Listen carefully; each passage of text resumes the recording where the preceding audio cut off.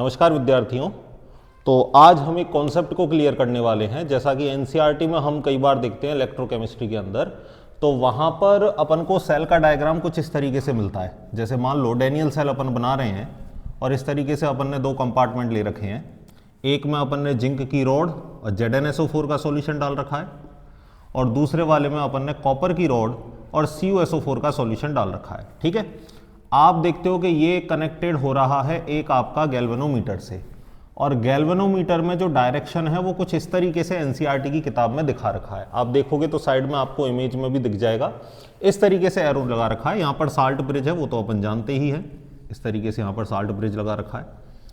अब यहाँ पर अगर आप देखोगे तो इलेक्ट्रॉनों का फ्लो अपन को पता है कहाँ से कहाँ हो रहा है भाई, जिंक से कॉपर की ओर। ये तो रही इलेक्ट्रॉन के फ्लो की डायरेक्शन।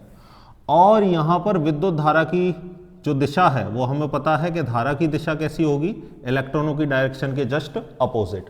लेकिन यहाँ जो कन्फ्यूजन है वो कन्फ्यूजन क्या है कि गैल्वेनोमीटर की जो सुई है इसकी डायरेक्शन गलत बता रखी है, क्योंकि जो गैल्वेनोमीटर जो G है वो आपका करंट की डायरेक्शन को बताता है।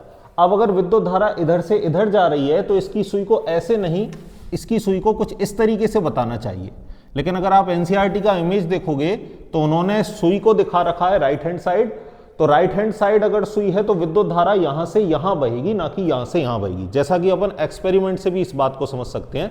सर आपको लेके चल रहे हैं एक्सपेरिमेंट की ओर, और गैल्वेनोमीटर से भी अपन इस बात को समझते हैं कि क्या हमारा कॉन्सेप्ट सही है या गलत। तो चलते हैं गैल्वेनोमीटर पर।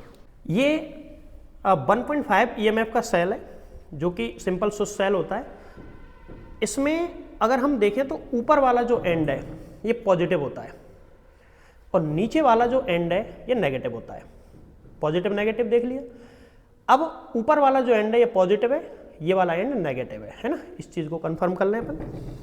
हमेशा करंट पॉजिटिव से नेगेटिव की तरफ फ्लो होता है, क्योंकि हाई पोटेंशियल से लो पोटेंशियल की तरफ करंट फ्लो होता है, इसलिए।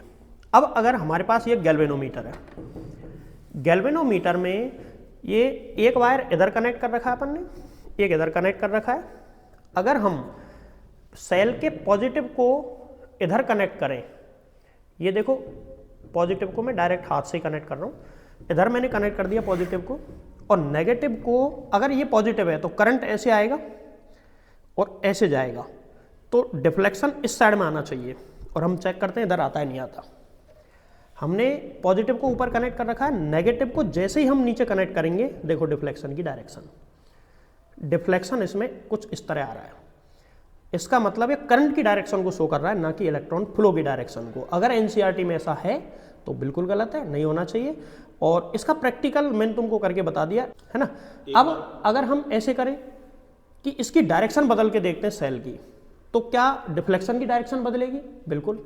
चलो अभी मैंने जो सेल पकड़ रखा है मैं इसे जस्ट उल्टा करता हूँ। ये वायर मैंने हटाया, इस वायर को मैं छोड़ देता हूँ और इसे ऊपर ले जाता हूँ, क्योंकि मैंने नीचे से हटाया था। ये देखें कनेक्शन, ये इधर आ गया। अब ये प्लस से कनेक्ट है ऊपर, तो करंट प्लस से जाएगा ऐसे और ऐसे जाके इधर। ये मैं माइनस से कनेक्ट कर देता हूँ। डिफ्लेक्शन की डायरेक्शन देखें एक बार। अब की बार डायरेक्शन उधर आ रही है, इसका मतलब करंट की डायरेक्शन को शो कर रहा है, ना कि इलेक्ट्रॉन फ्लो की। तो ये चीज़ हमारी वेरीफाई हो जाती है विद यूजिंग प्रैक्टिकल। प्रैक्टिकल से चीज़ वेरीफाई हो गई है, तो इस चीज़ में फालतू कंफ्यूज होने की कोई ज़रूरत नहीं है। सिंपल सा कंसेप्ट है, करंट की डायरेक्शन को ऑलवेज शो करेगा गैल्वेनोमीटर का डिफ्लेक्शन। इस चीज़ का कंफर्म ध्यान रखें।